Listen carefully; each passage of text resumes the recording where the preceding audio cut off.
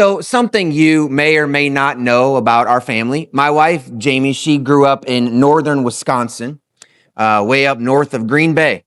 And during our years of dating, we would regularly visit her family there.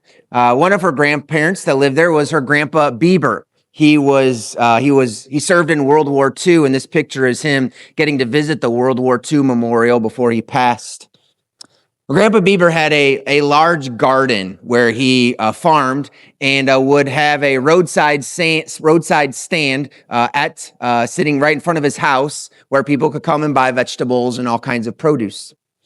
One particular day, a man stopped and wanted to buy some potatoes, but he wanted the red potatoes for the price of the white potatoes.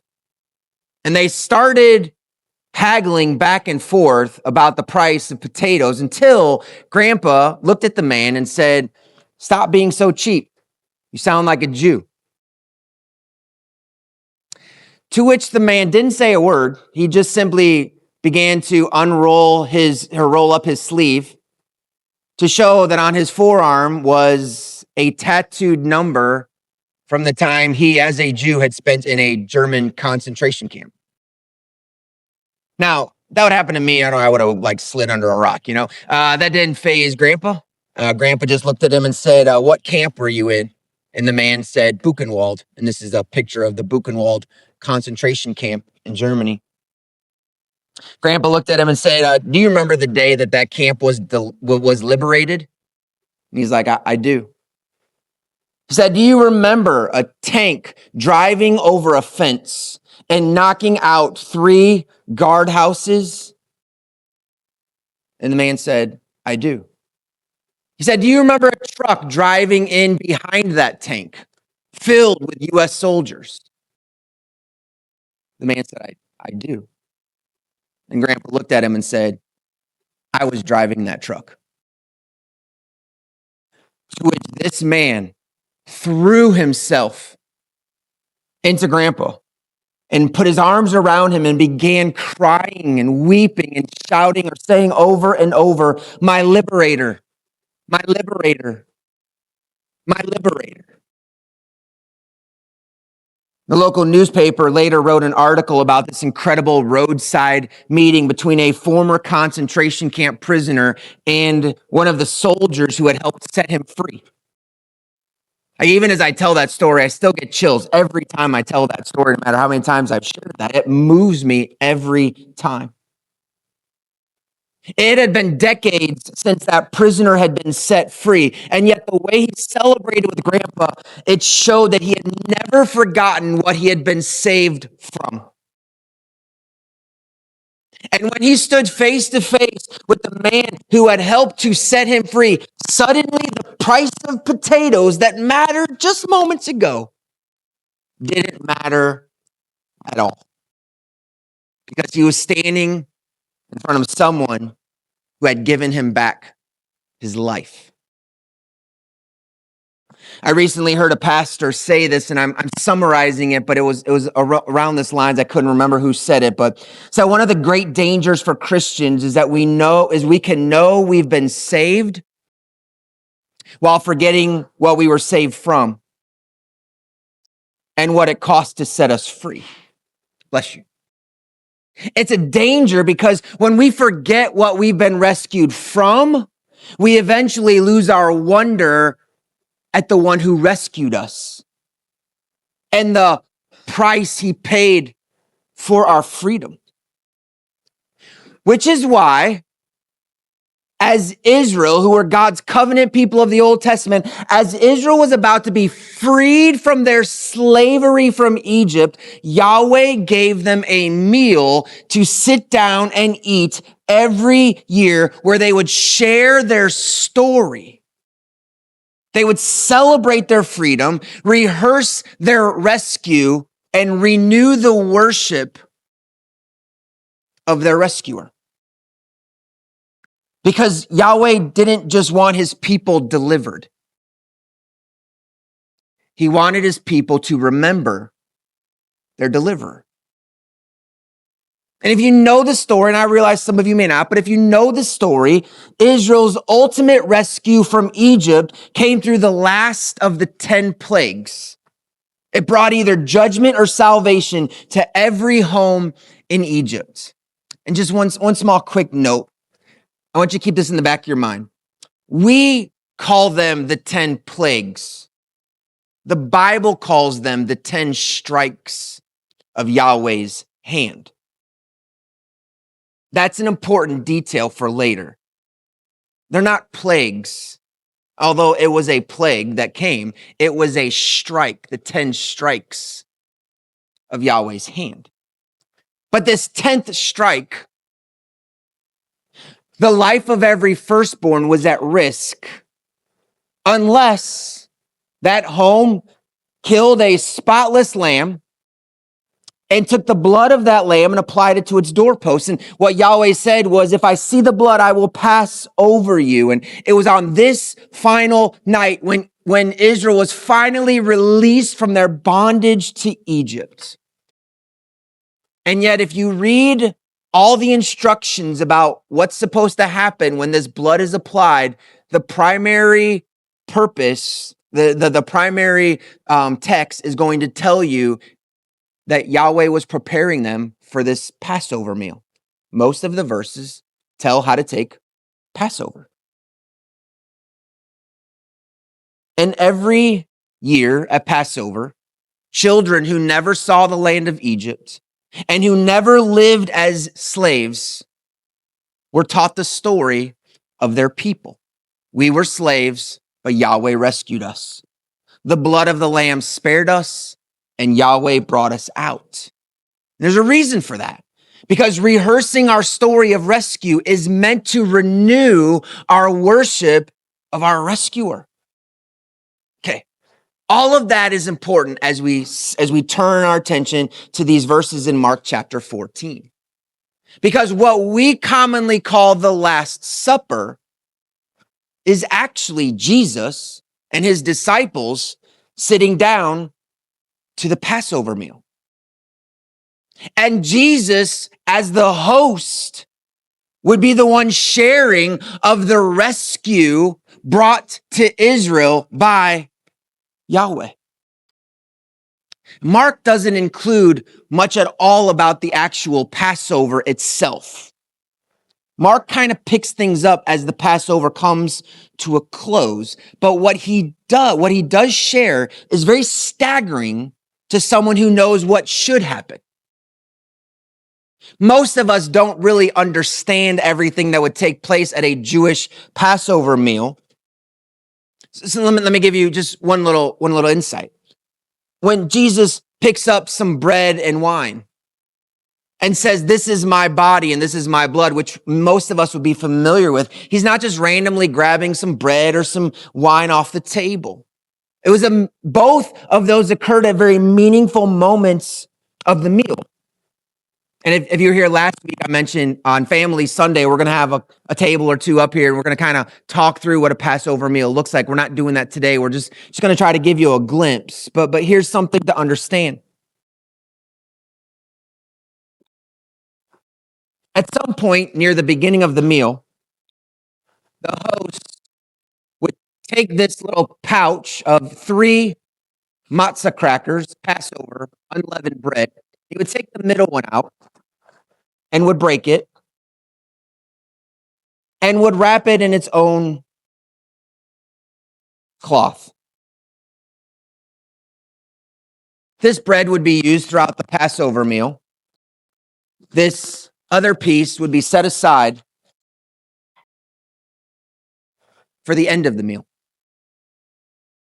And at the end of the meal, after the rehearsal of rescue is completed, the host would remove what was broken and would share it as the last element of Passover. Because what Yahweh wanted to do was he wanted that you've celebrated with a big meal, with a lamb, everything, but the last taste I want on your mouth as you leave is the taste that the Israelites that walked out of Egypt that night would have had on their lips. Identify with them what was in their mouth is in your mouth as you leave. They left with rejoicing of their rescue. You leave with rejoicing of your rescue. But also the fact that it was kept to the very end of the meal was an anticipatory thing. Because the Jews were a people who were waiting. They were anticipating the delivery that Yahweh had promised to them. And so by taking this cracker out at the end, or this piece of bread out at the end, they were reminding themselves, just like we waited for that bread to come out at the end, we're waiting for Yahweh to bring us our delivery, our rescue again. And that matters. The reason I told you all that is because when we are about to read in Mark that Jesus takes the bread, this is the bread he's taking, the one that had been broken and set aside. Luke tells us it was after the supper.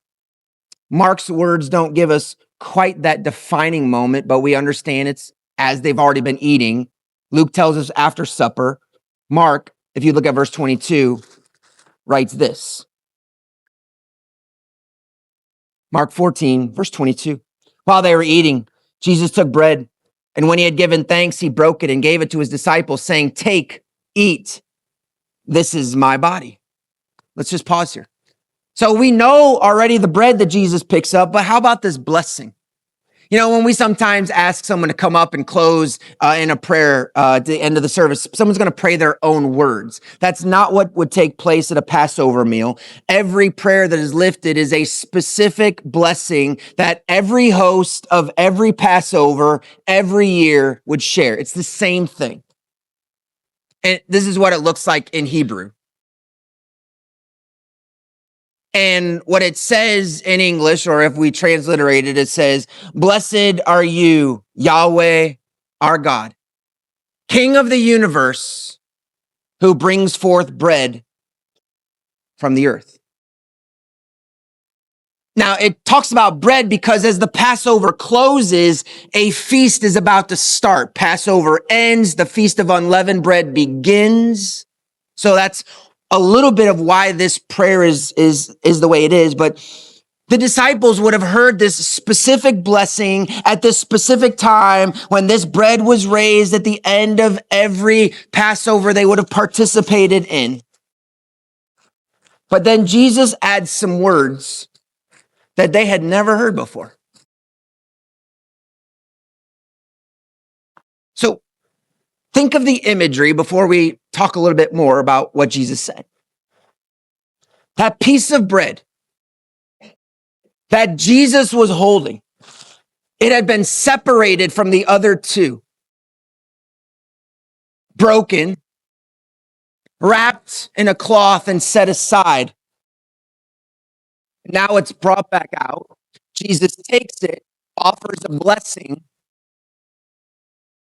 and says, "This is my body." And then gives it to his disciples. You say, why do you even tell us all this? Because this is what we have to do. You ever seen those pictures where you have to stare at it for a while before the image kind of like jumps out at you and you're like, oh, it was always in there? How did I ever miss that? Let's just stare at that for a moment.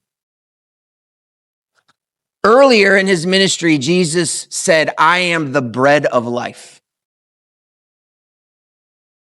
And now Jesus takes a piece of bread that has been separated from the other two. This is after Jesus has left heaven.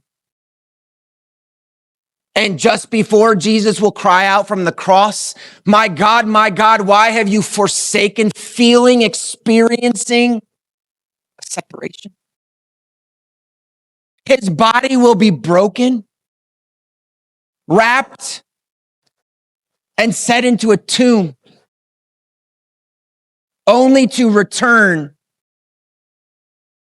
out of the earth.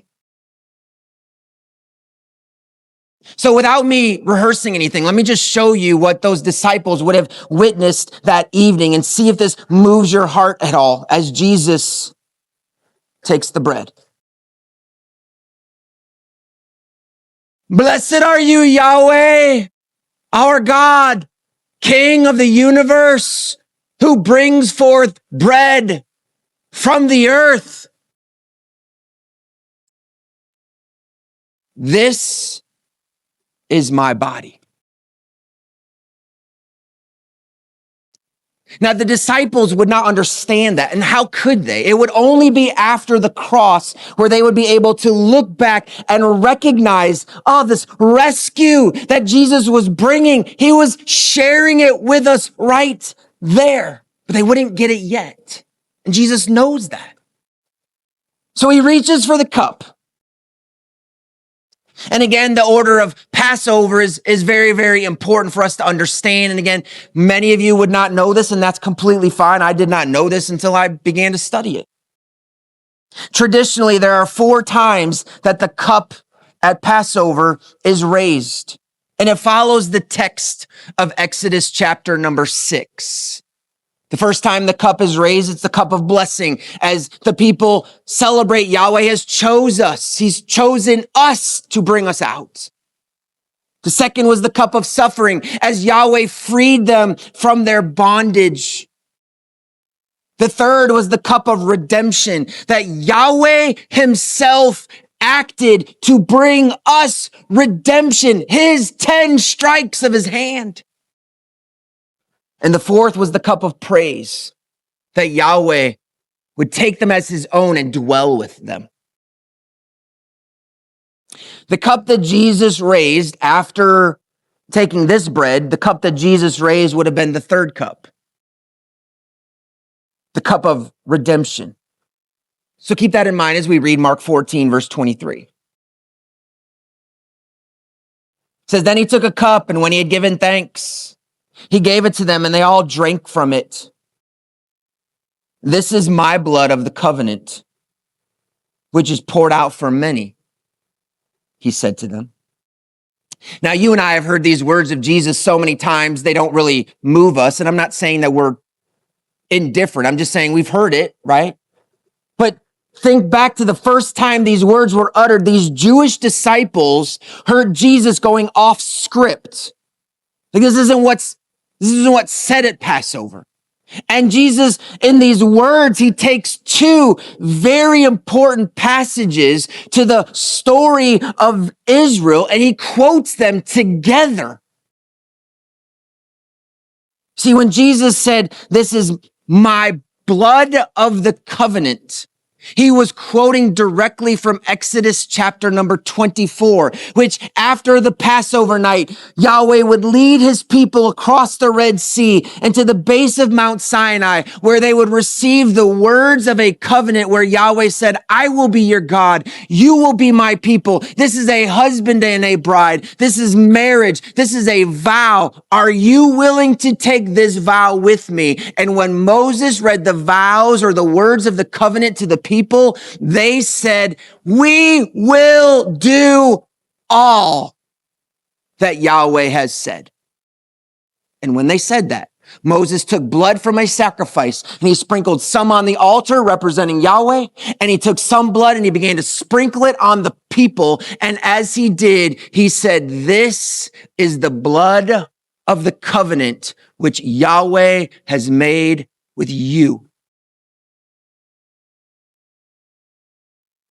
Man, but we know what happened with Israel. They were not faithful to this covenant. They repeatedly worshiped other gods other than Yahweh, lived in spiritual adultery. So notice how Jesus changes the wording when he talks of the blood of the covenant. He doesn't say this is the blood, this is my blood. A shift is taking place. No longer would Yahweh relate to his covenant people through the blood of a bull or a goat. Now he would relate to his covenant people through the blood of his son, Jesus. And then he says, which is poured out for many, which had nothing to do with Moses at Sinai. It had everything to do with one of the most important scriptures, Isaiah chapter 53, of a suffering servant still to come, a servant who would be pierced for our transgressions, crushed for our iniquities, and he would bear the sins of many as he poured out his life. So Jesus takes this cup of redemption and said, this is my blood of the covenant, which is poured out for many. Jesus is reaching back to Exodus and taking that covenant made with Yahweh and his people. He's reaching to Isaiah and the suffering servant, and he's pulling it into himself, and he's saying, you see these two? This comes together in me, because I am the suffering servant who will be pierced for your transgressions, and my blood will be poured out for many because you have been unfaithful to the covenant made with Yahweh. He's telling those disciples through the blood, or through the cup and through the bread, that God's greater work of rescue for his people would be accomplished through him. And how? Do you remember God's work of redemption against Egypt was brought when God brought down and he struck his hand against Egypt? God's work of redemption took place at the cross, when the hands of Yahweh in the flesh were struck and pierced to rescue us. But again, the disciples don't understand this. They're going to look back and be so overwhelmed that it becomes a part of every one of their stories, this communion time. But Jesus continues. And he draws their attention to the fourth cup, that cup of praise, where he says, I will be your God, you will be my people, we will dwell together. And this is amazing to me, because Jesus knows exactly what awaits him, but he's already looking beyond it. He's looking beyond the cross, beyond the tomb, beyond the resurrection. And he's looking beyond all that to the time where God's kingdom will be fully realized and his people will be together with him to share a table. Because look at what Jesus says in verse 25. Truly, I tell you, I will not drink again from the fruit of the vine until that day when I drink it new in the kingdom of God. Jesus knows what is coming in the next few hours, but he is already looking at the promised fulfillment of what his death is going to accomplish. That just as Yahweh led Israel out of slavery in Egypt, but to the promised land, Jesus is leading his people out of their slavery to sin and to a place, as he said in John 14, that I have prepared for you. And this is the cup that Jesus says, I won't drink that cup of praise until I drink it when the kingdom of God comes in all of its fulfillment. And this might surprise some of us, but the kingdom of God coming in its fulfillment is not heaven. The final destination for believers is not heaven. I know that's where we will go when we die. But if we read the end of our book, Revelation 21 and 22, it tells us that the new Jerusalem comes down from heaven to earth. And a renewed heaven and a renewed earth are brought together as we stand in a garden greater than Eden, where we need no sun because Jesus is there. And a river runs directly from him in the tree of life. And God, in this garden, renewed garden where heaven and earth meet together, says, I will dwell here together forever with my people. That's what Jesus is pointing us to. But until we get there, guess what we have? A meal. Why a meal? We've already said it. Because Yahweh didn't just want his people delivered. He wanted his people to remember their deliverer. And our story echoes that of Israel, that we were slaves, them to Egypt, us to sin, but we have been rescued by the blood of a lamb and been brought out and set free. Okay, interesting stuff. How does this change our day to day? And I think a part of the answer is in something that Mark, I don't mean he hides, but that you have to find. Mark places an echo in the Last Supper. At the supper, Jesus takes bread. He blesses his Father. Please, can I say this? Jesus didn't bless the bread. He blessed the Father for the bread. When you pray, bless the one who gave you the food, not the food. Raise your blessing to the one who provided. Jesus took the bread. He blessed the Father for giving him the bread, and then he broke it and said to his disciples, take it. That is an echo from Mark chapter 6, where Jesus takes bread, he raises it to the Father, he blesses it, and he breaks it, and he gives it to his disciples, who then take it and feed 5,000 people who are gathered on a multitude, or gathered on a hillside. So it's a really neat echo that we see, but what we miss is, well, there's no multiplication. It's just the 12 disciples. What about how is it multiplied? Well, we don't see it at the Last Supper, but we will see it. Because after Jesus goes to the cross, rises from the grave, ascends to heaven, sends his Spirit, Peter would stand and preach at Acts chapter 2, and 3,000 people would come to place their trust in who Jesus is. And those believers would multiply from Jerusalem to Judea to Samaria to the ends of the earth. The multiplication process happens.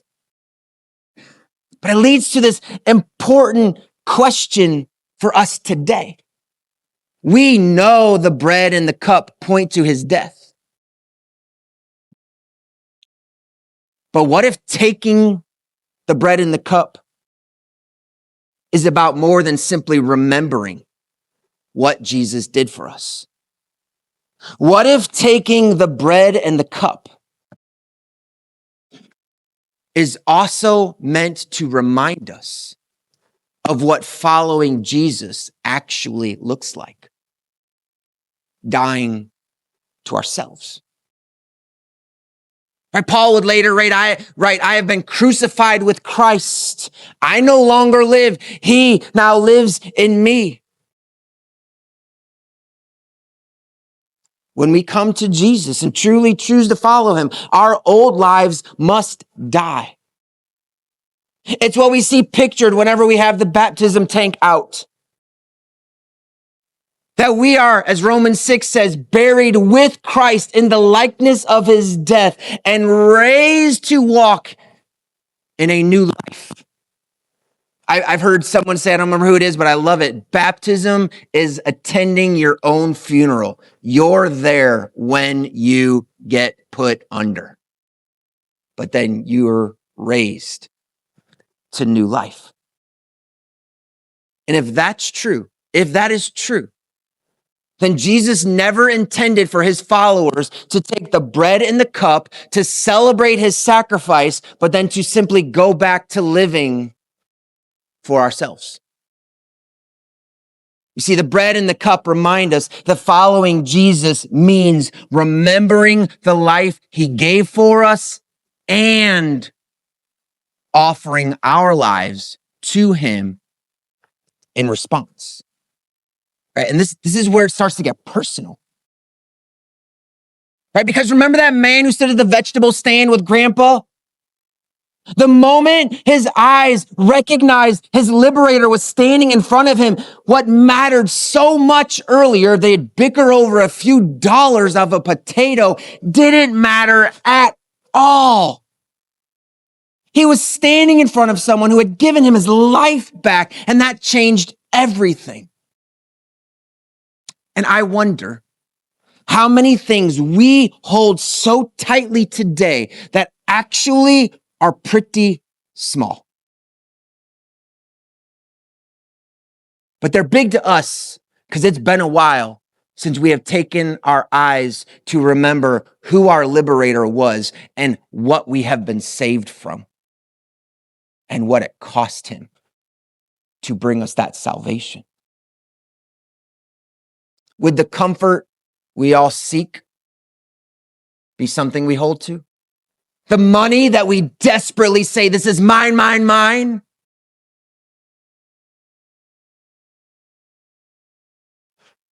Would the plans that we make and the need to be right all the time, would those change? Would the grudge that we refuse to let go of against that person, would it fade if we saw Jesus in all of his glory and what he has forgiven us for? Would that person that we say, I will not love them, would that change if we saw the one who loved us when we were unlovable? See, when we remember that our liberator gave his life for us, it changes the way we live. And his love begins to multiply through us to those around us. In just a moment, I'm going to play a video. And it's an old song that many of us know. The lyrics are very simple. I have decided to follow Jesus. No turning back. No turning back. But you may not know the story behind those words. And it may change the way we hear them. And I want us to hear that story today because we already know how Jesus gave his life for us. Could you start that video for me, Hudson? What we have to decide is, will we give our lives to him?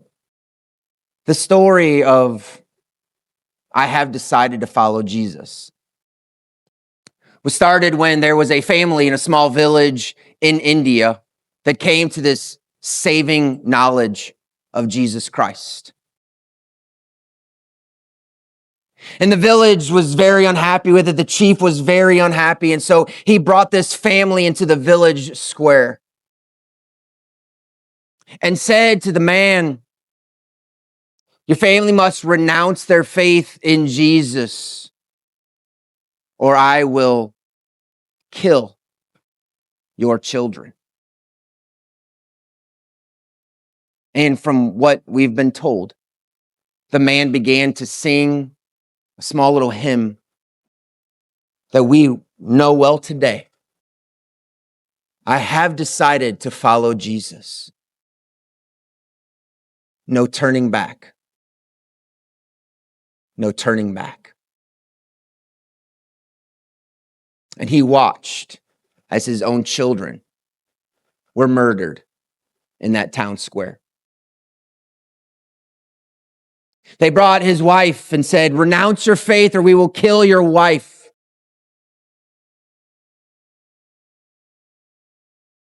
And he began to sing, though none go with me, still I will follow. No turning back. No turning back.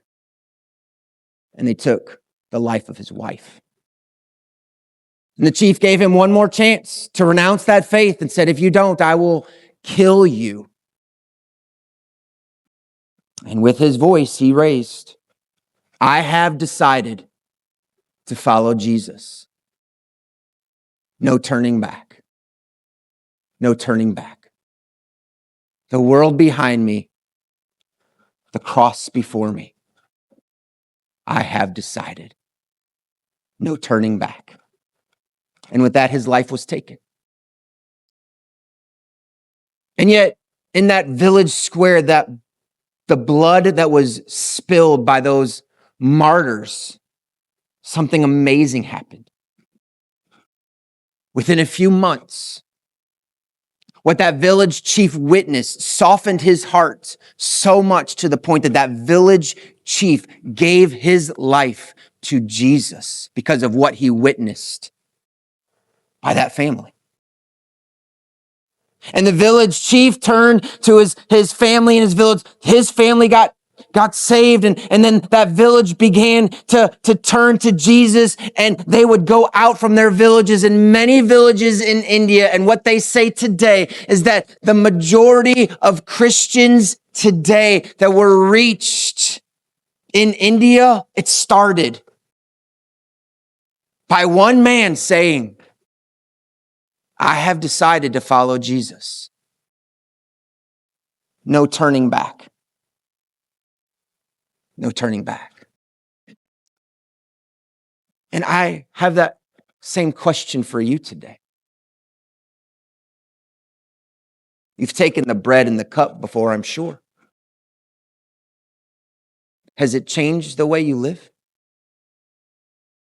Have you truly decided to follow Jesus? No turning back. No turning back. Would you bow your heads for just a moment with me?